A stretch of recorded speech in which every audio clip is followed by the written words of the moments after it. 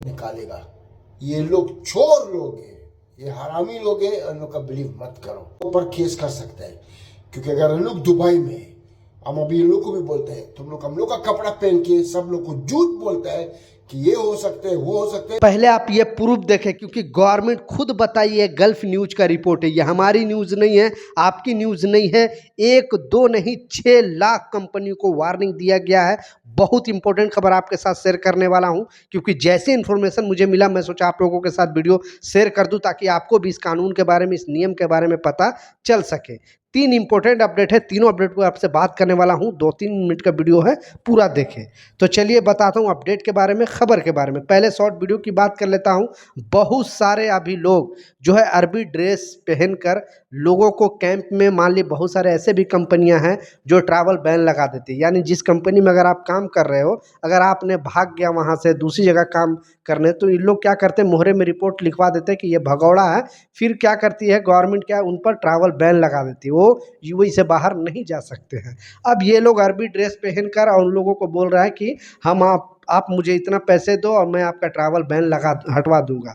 अब इन लोगों को लोकल लोग वीडियो बना बना कर बता रहे हैं कि इस तरह का चीज़ लोग अगर कर रहे हैं तो आप इनकी हरकत में ना आना, क्योंकि ट्रैवल बैन कोई नहीं हटा सकता। जो आप पर ट्रैवल बैन लगाया है वही हटवा सकता है, जो कंपनी आप पर लगवाई है या अगर गवर्नमेंट खुद लगाई है तो ही हटा सकता है। बाकी दूसरे के पास कोई रास्ता नहीं है ट्रैवल बैन हटाने के लिए। तो इन लोगों के चक्कर में ना आना, और जो इस तरह का हरकत कर रहे हैं, यानी वहाँ की संस्कृति का मजाक उड़ा रहे हैं, आप अरबी ड्रेस पहनकर इस तरह का काम अगर करोगे और पकड़े जाओगे तो इतनी बड़ी सज़ा होगी कि आप सोच नहीं सकते हो। तो इस चीज़ का लाजिम ख्याल रखें। आपके भी लेबर कैंप वगैरह में अगर इस तरह का लोग अगर आते हैं, या आज़ाद वीज़ा के नाम पे या फिर ट्रैवल बैंक के नाम पे, तो आप इन लोगों को बात में नहीं आना है। दूसरा जो इम्पोर्टेंट अपडेट है, जैसा मैं आपको स्क्रीनशॉट पर लगा कर दिखाया, 1 2 नहीं 6 लाख कंपनियों को यूएई गवर्नमेंट ने बहुत बड़ी वार्निंग दिया है। जैसा आपको मालूम है कि 1 जून तक सारे जितने भी कंपनी को वार्निंग दिया गया था और बताया था कि 1 जून को सारे कंपनी को सैलरी डालना ही डालना है। बहुत ऐसे भी कंपनी जो 28 को सैलरी डाल दिया, 29 को डाल दिया, 30 को डाल दिया, 31 को डाल दिया, कुछ 1 को भी डाला। लेकिन बहुत सारे ऐसे भी कंपनी हैं जो इस रूल को फॉलो नहीं किया।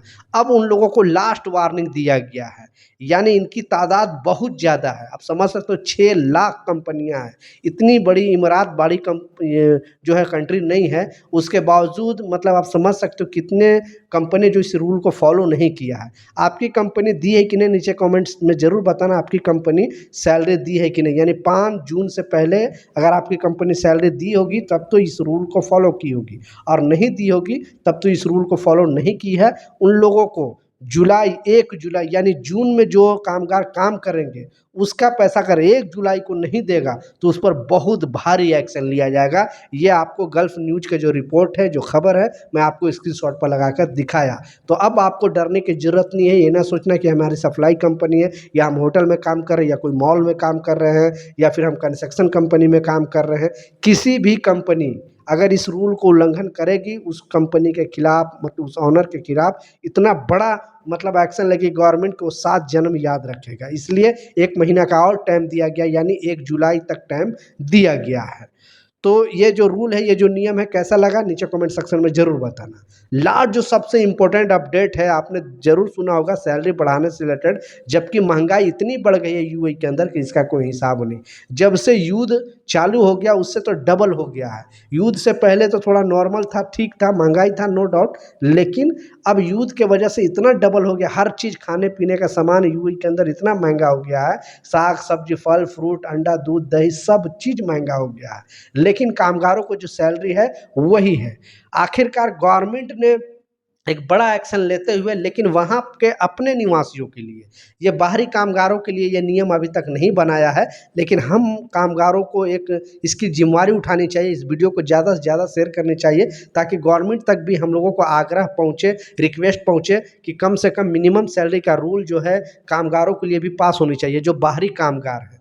सिर्फ इमराती लोग के लिए पास किया गया ये नियम, क्योंकि उनकी मिनिमम जो सैलरी है, यानी कोई कंपनी उनको हायर करती है और लाजिम हायर करना पड़ेगा। जैसा एक रूल आया था, नया नियम आया था कि हर कंपनी में 2% अरबी को जॉब देना ज़रूरी है। तो वो लोग क्या कहता, कोई 2500, कोई 3000, कोई 4000 दिरहम पे एग्रीमेंट साइन करा के उनको बोलते थे कि आप घर पे रहो, कंपनी में आने की ज़रूरत नहीं है, आपकी सैलरी आप तक पहुंच जाएगा। लेकिन अब मिनिमम सैलरी का रूल पास कर दिया है गवर्नमेंट, और बोला है कोई भी अगर अरबी को जॉब पे रखता है तो उसको मिनिमम जो सैलरी है 6000 दिरहम देना पड़ेगा। और जो 6000 दिरहम सैलरी नहीं देगा, उस कंपनी को यूएई के अंदर रहने का कोई हक नहीं है, उसका लाइसेंस भी रद्द कर दिया जाएगा और उस ऑनर पर भारी इल्ज़ाम और जुर्माना लगाया जाएगा।